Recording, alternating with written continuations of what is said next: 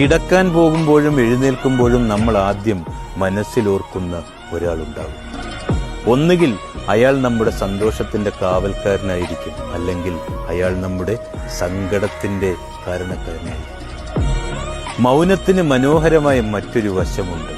തമ്മിൽ മിണ്ടിയില്ലെങ്കിലും പോകുന്ന വഴി മുതൽ ഒരാളിലെ നിഴലനക്കം പോലും അതിസൂക്ഷ്മമായി നിരീക്ഷിക്കുന്ന, മുറിയാത്ത സ്നേഹത്തിന്റെ കാമ്പും കരുത്തുമുള്ള അതിമനോഹരമായ ഒരു വശം.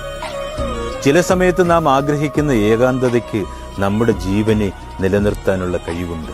എന്നാൽ ആഗ്രഹിക്കാത്ത ഏകാന്തത ചിലപ്പോൾ ജീവൻ എടുക്കുകയും ചെയ്യും. എല്ലാ കാത്തിരിപ്പിനും ഒരു കാരണമുണ്ടാകും. നഷ്ടബോധത്തിലാകാം, വിരഹവേദനയിലാകാം, സ്നേഹ തീഷ്ണതയിലാകാം. കാരണങ്ങൾ സന്തോഷത്തിലും ദുഃഖത്തിലുമൊക്കെയാകാം. ആഗ്രഹിക്കുകയും കാത്തിരിക്കുകയും ചെയ്യുന്ന നിമിഷങ്ങളാണെന്ന് ജീവിതത്തിലെ